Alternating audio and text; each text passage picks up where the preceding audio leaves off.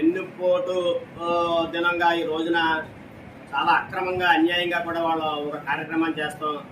ఇది సహించడానికి నేరం. ఎందుకంటే అధికారం పూట 2019లో వాళ్ళు అధికారంలోకి వచ్చి 24 వరకు వాళ్ళు అధికారం చేస్తే ప్రజలందరికీ వెన్నుపోటు పొడిచారు. అదే రాష్ట్రానికి వెన్నుపోటు పొడిచారు. అదేవిధంగా ప్రాజెక్టులు కానీ లేకపోతే రాజధాని కానీ ఇవన్నీ కూడా రాకుండా పోవడానికి కారణం ఈ వైఎస్ఆర్సీపీ ప్రభుత్వం అనేసి విముఖంగా తెలియజేస్తున్నాం.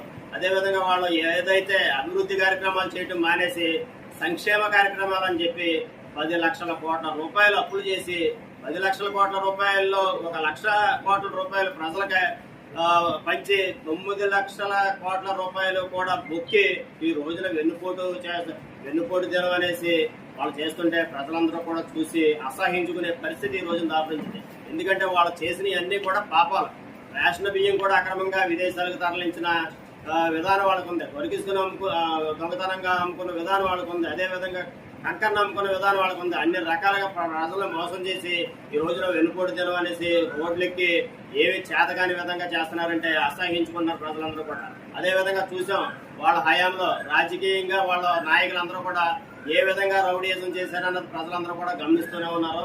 అదేవిధంగా ప్రజలందరూ కూడా వాళ్ళకి వెన్నుపోటు ఏ రోజునైతే పొడిచారో ఆ రోజు నుంచి సంవత్సరం అయింది. ఈ రోజుకి వాళ్ళకి ప్రజలే వెన్నుపోటు పొడిచి దాన్ని కప్పిపుచ్చుకోవడానికి మేమేదో త్యాగాలు చేసాం, చంద్రబాబు నాయుడు మంచి చేయలేదు, మాకు ఏదో మేము చాలా ఉద్యోగాలు ఇచ్చాం, వాళ్ళ ఉద్యోగాలు ఇవ్వట్లేదు, డిఎస్సి అన్నారు, అదన్నారు, ఇదన్నారు ఏదో కబుర్లు చెప్తున్నారు.